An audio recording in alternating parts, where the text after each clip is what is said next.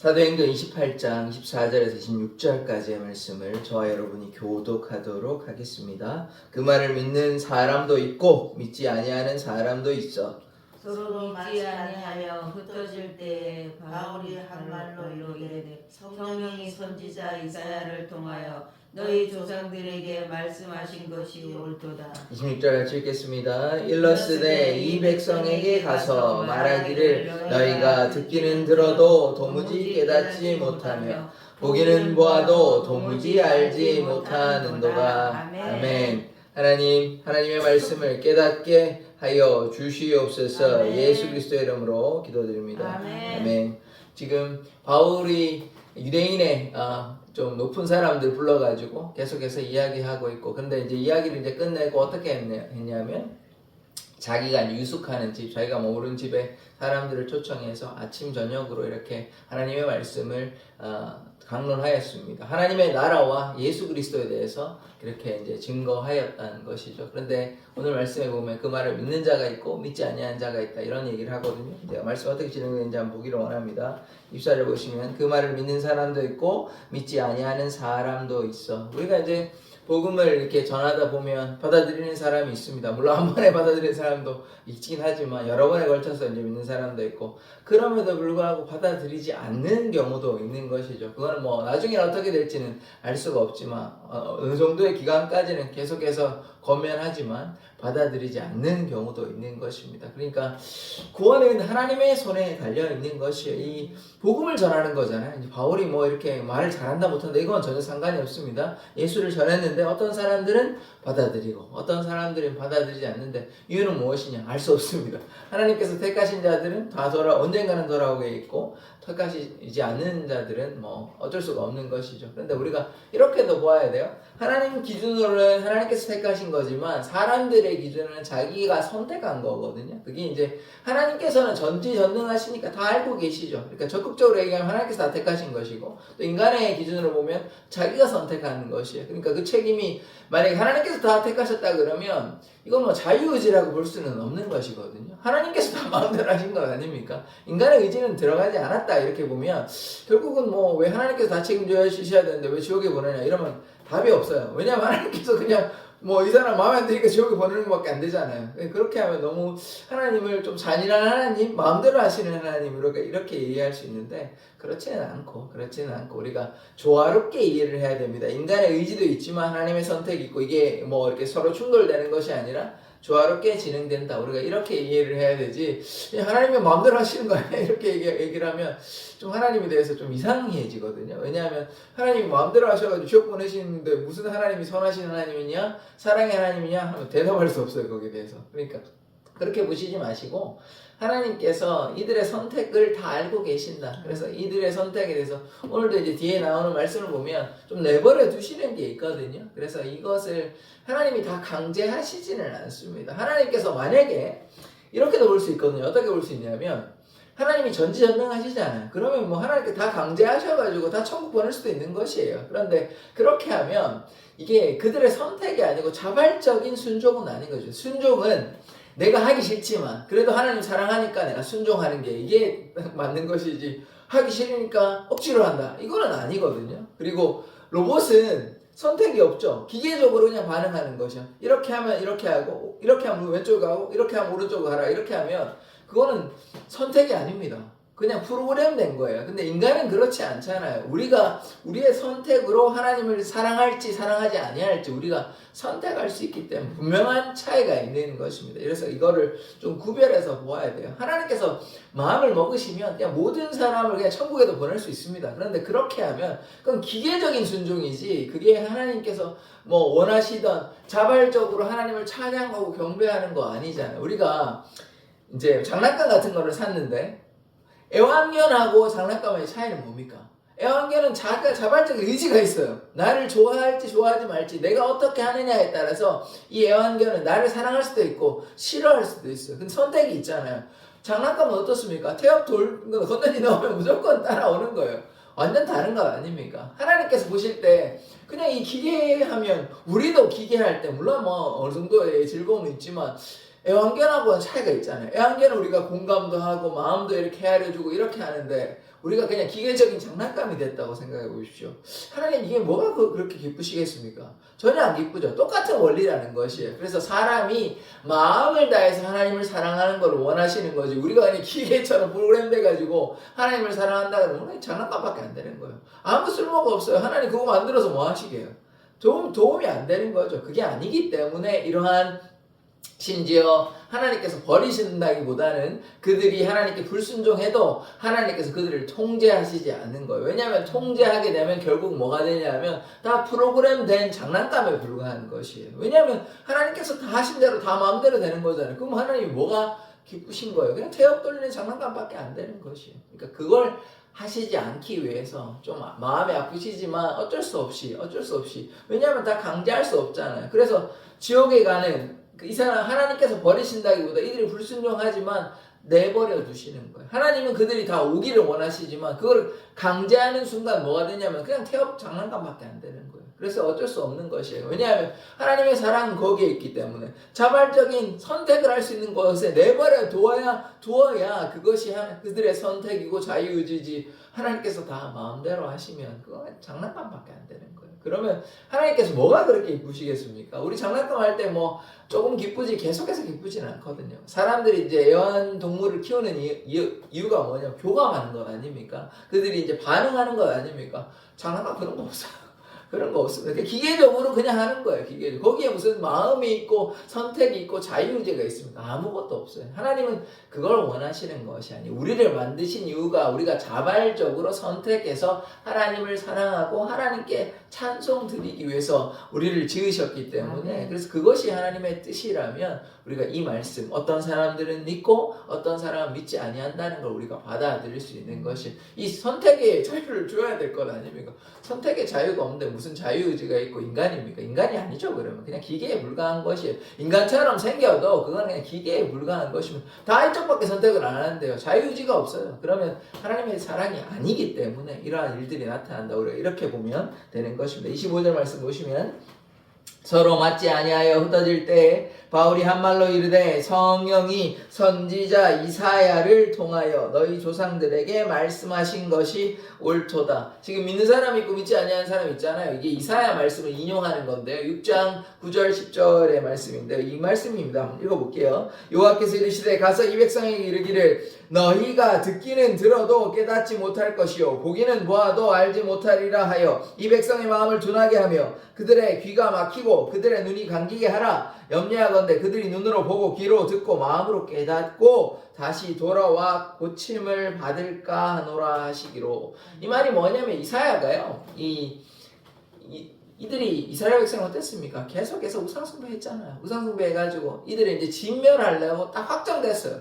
그러니까 하나님께서 물론 그 뒤에는 회복이 있지만 다시 회복이 있죠. 일단은 망해야 돼요. 망하기로 작정이 됐기 때문에 이제 기도 막게 하고 염려하건대 이들이 돌아올까 고침을 받을까. 이 말이 하나님이 뭐 이들을 버리려고 하시는 것이 아니라 이들의 죄악이 너무 이제 극에 달하기 때문에 이들을 이제 심판하기로 작정하셨고 그래서 결국은 망하게 된다. 이 얘기를 하는 것입니다. 똑같은 이 말씀을 바울이 이제 아니까요. 이 말씀을 적용하면서 하나님의 말씀이 선포되었지만 예수를 믿으라고 얘기했지만 어떤 사람들은 믿고 어떤 사람은 믿지 아니한다. 그래서 누구는 보기는 보아도 깨닫지 못하고 듣기는 들어도 깨닫지 못하는 이 안타까운 모습을 이야기하고 있는 것입니다. 진리의 말씀이 선포되었지만 똑같은 거예요. 지금 현실도 마찬가지예요. 우리가 전도하면 믿는 사람들 많지 않잖아요.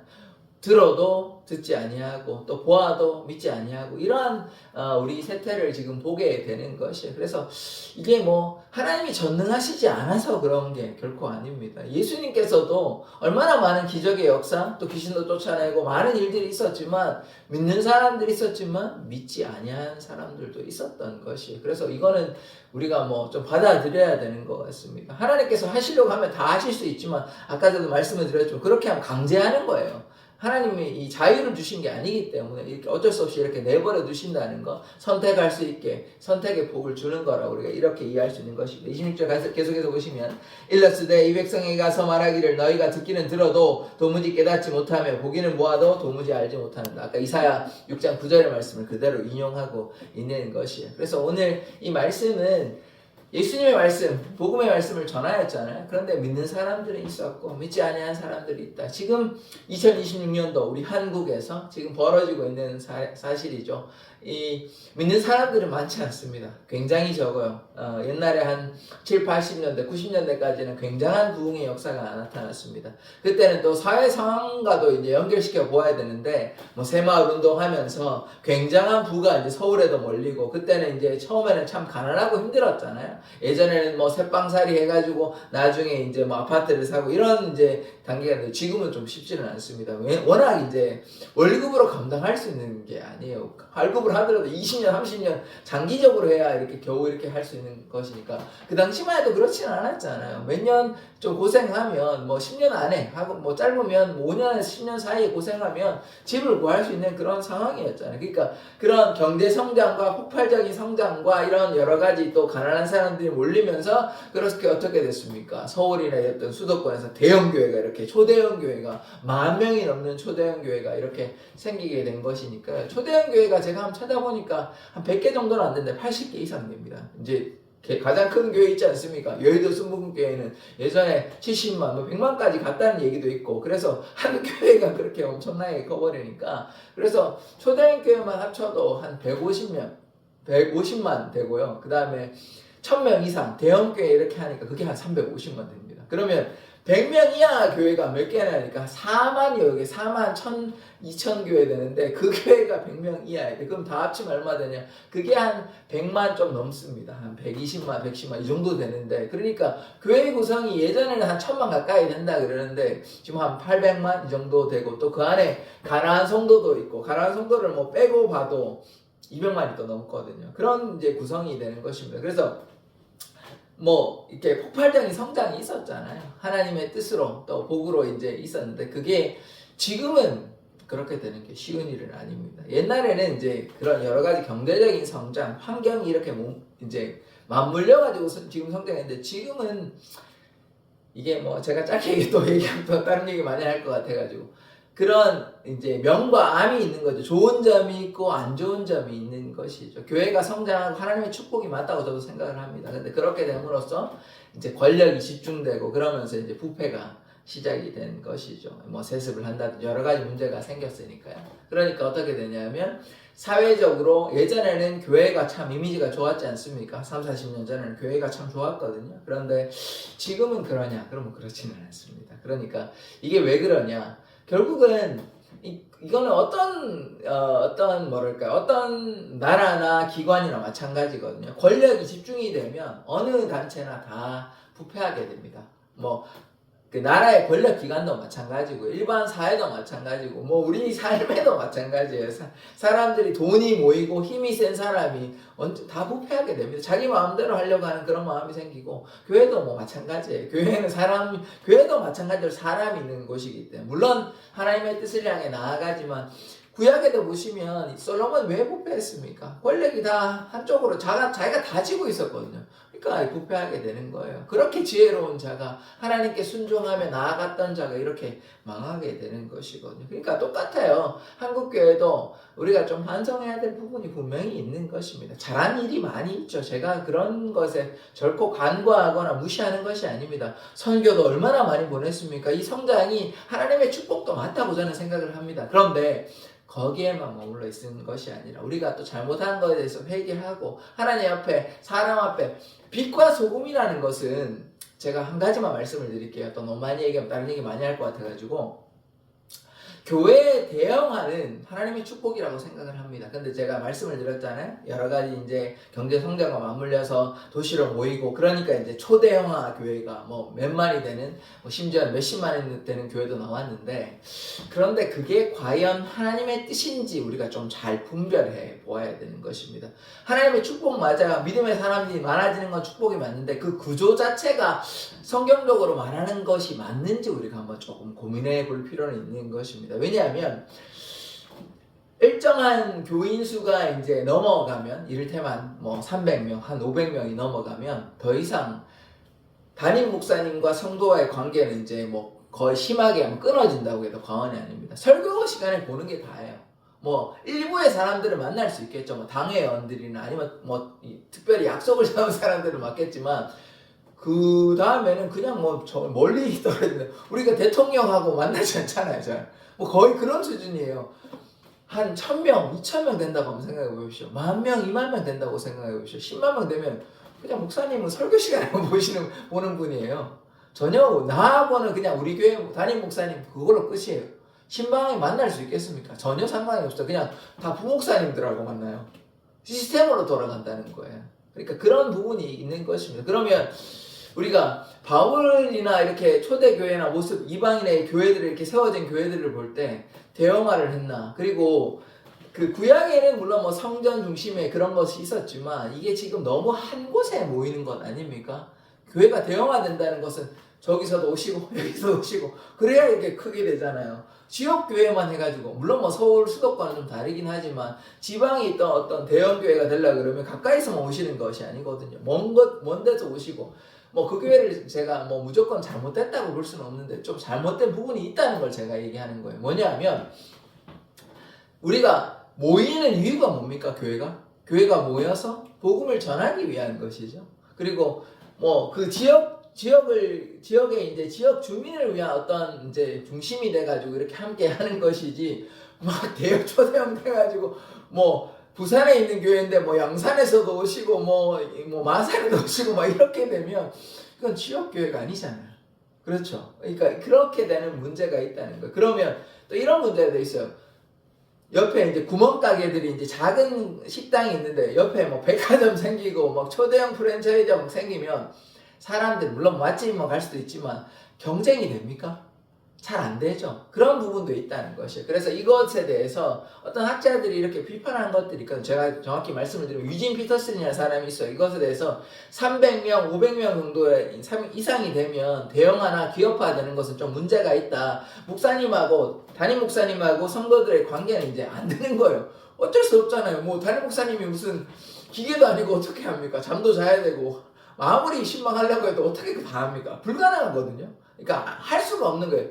구조 자체가 교인이 일정 수준이 넘어갔기 때문에 그래서 그런 어떤 대형화에 대해서 비판하는 것도 있고 저도 그것에 이제 동의하는 바거든요. 왜냐하면 성경이 그렇게 이제 말하고 있지 않아요. 예수님께서 그러면 뭐 3,000명, 5,000명 이제 뭐 믿는 사람들이 나타났고 그리고 산상수훈가 했을 때 5,000명이 먹고 남은 거 그게 계속해서 그런 건 아닙니다.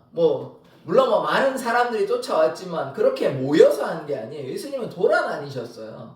그러니까 지금의 교회는 어떻습니까? 한 곳에 모여서 같이 하죠. 그래서 제가 이거는 좀 주의해서 들으십시오. 이렇게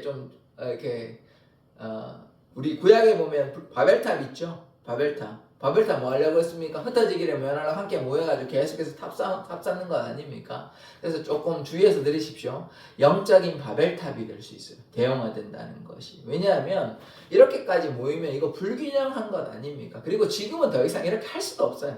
그래서 아까 제가 말씀을 드린 거예요. 교회의 어떤 경제적인 성장, 이렇게 사회 환경이 받침되었기 때문에 초대형 교회까지 나왔는데 지금은 그렇게 되는 거 거의 불가능합니다.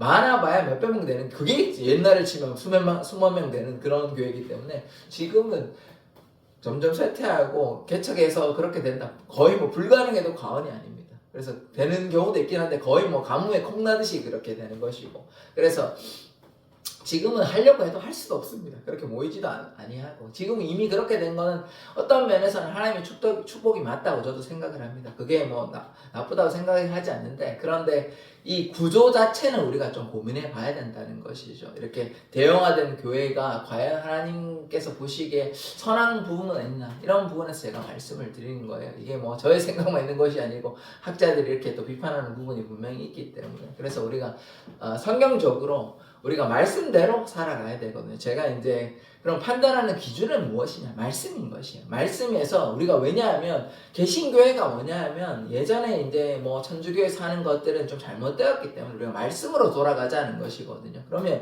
말씀이 무엇을 얘기하는지 우리가 살펴보아야 되는 것이에요. 바울이 전도할 때 그리고 바울이 이방인에게 교회를 세우고 이렇게 할 때 무슨 한 곳에 모여라 막 크게 해야 된다 이렇게 얘기한 게 전혀 없습니다. 이게 어떤 면에서 이제 사회가 발전되고 경제가 발전되면서 이렇게 모여 있는 것이죠. 그런데 이제 제가 지난번에 한두 번 말씀드린 것 같은데, 이 분당 우리교회 이찬수 목사님 같은 경우에는 만명교회 파송한다 그래가지고 33명의 이제 목사들을 이제 내부에서도 하고 외부에서도 이렇게 해가지고 이렇게 이제 만명의 성도들을 이렇게 나누어가지고 이렇게 파송한 일이 있었거든요. 몇 년 전에 이미. 그렇게 이제 하는 게 저는 참 바람직하다고 생각을 합니다. 왜냐하면 교회는 하나님의 교회거든요.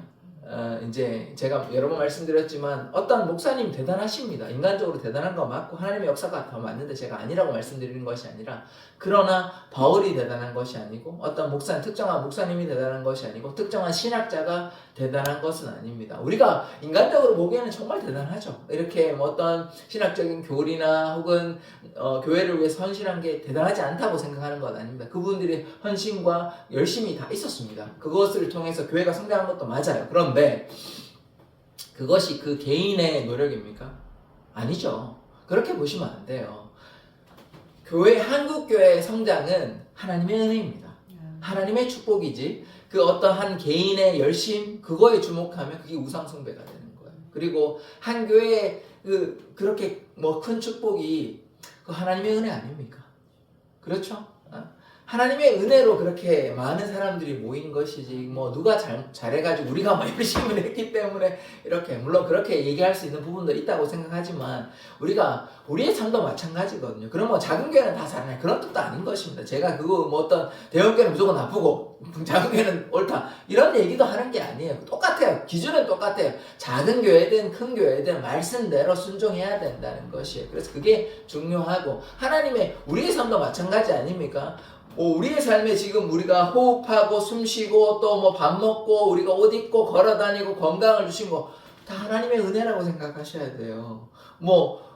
저 큰 교회는 하나님의 은혜고 우리 여기는 뭐 하나님의 은혜가 안 나타난다 이렇게 보시면 그것도 오해하시는 것이에요. 그거를 오해하시면 안 돼. 그거는 또 상관없는 거예요.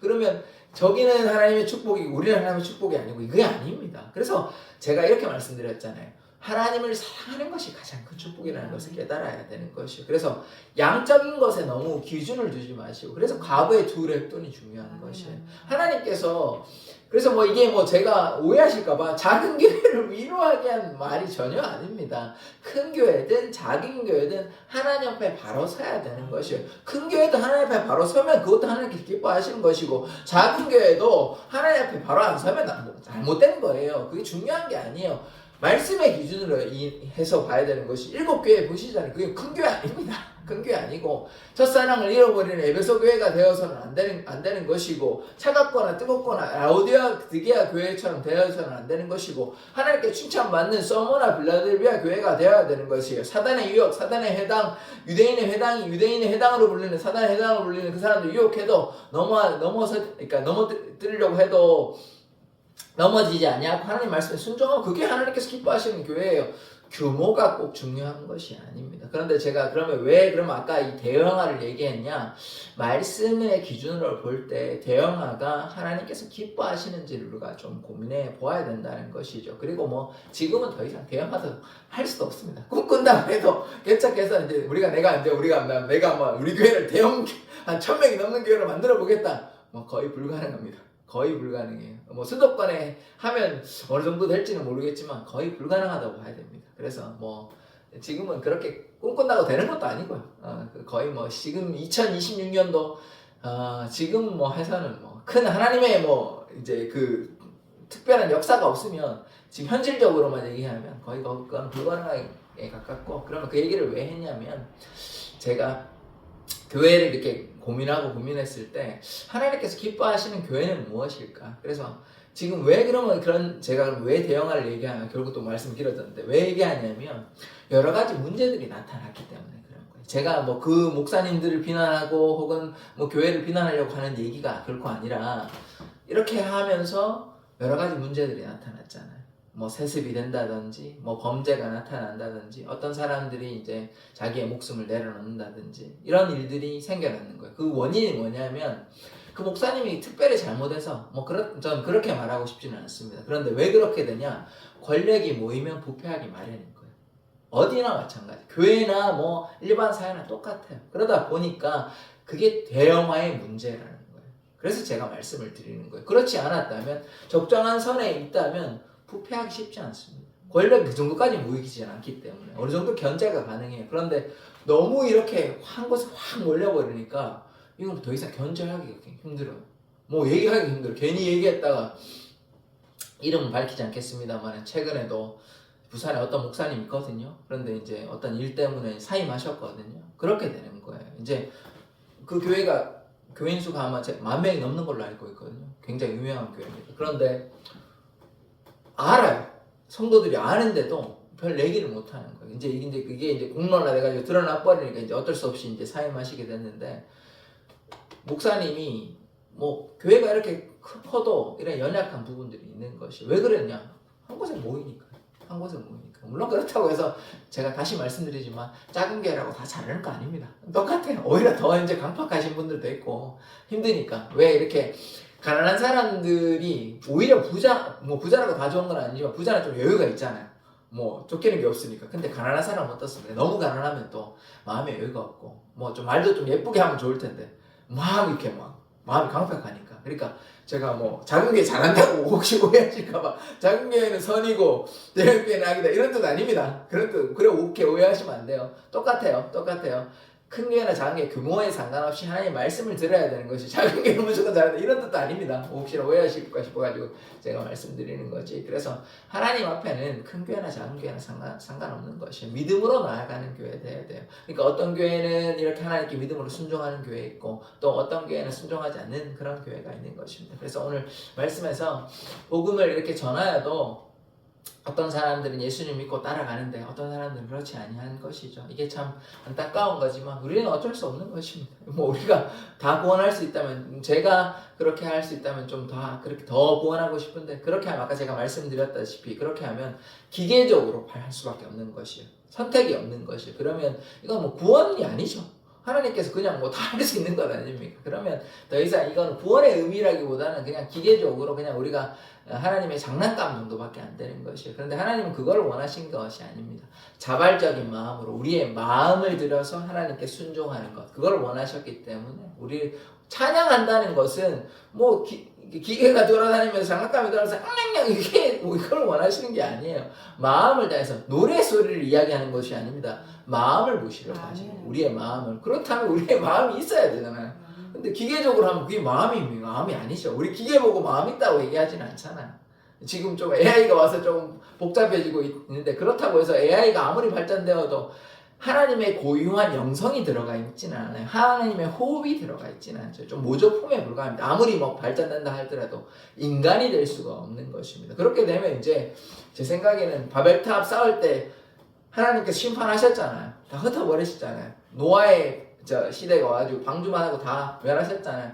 그러면 제가 볼 때는 종말이 머지 않았다고 봐야 됩니다. 그렇게 하면 하나님이 심판하시는 것이에요. 가만히 내버려 두시겠습니까? 인간이 그렇게 악한 일을 하는데 그래서 뭐 여러 가지 꼭 그것뿐만 아니라 여러 가지 온난화도 있고 전쟁도 있고 또 복음도 다 전파되어 가고 있기 때문에 예수님의 때가 머지 않았다고 봅니다. 그래서 이제는 뭐 끝을 향해 다가가고 있고 무엇보다 우리의 삶에 다 각자의 종말이 있잖아요. 우리 삶이 영원하지 않아요. 다 예수님을 만나기 때문에 그래서 우리가 우리의 삶에 주님을 따라서 이렇게 바울처럼 예수를 증거하는 자 되기를 원합니다. 바울이요 예수님 전했지만 안 믿었다고 해서 포기하고 이러지는 않았습니다. 그래서 복음을 전하고 복음으로 나아가야 돼요. 선을 행할 때 낙심하지 아니하고 포기하지 아니하면 하나님의 때에 어떻게 되냐면 열매를 거두게 됩니다. 이게 갈라디아서 6장 9절의 말씀이거든요. 그러니까 뭐 해야 되냐?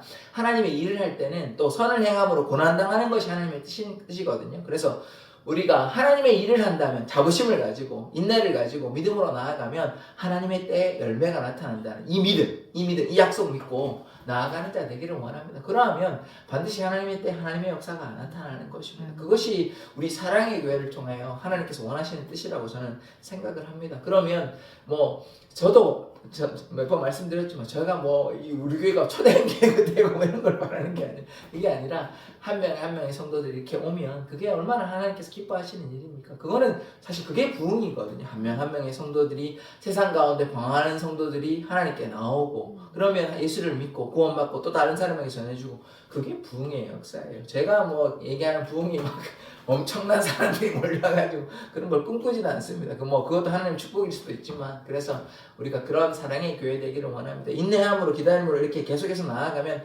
약속하신 때 하나님의 때 부흥의 역사가 나타날 줄 믿습니다. 기도하겠습니다.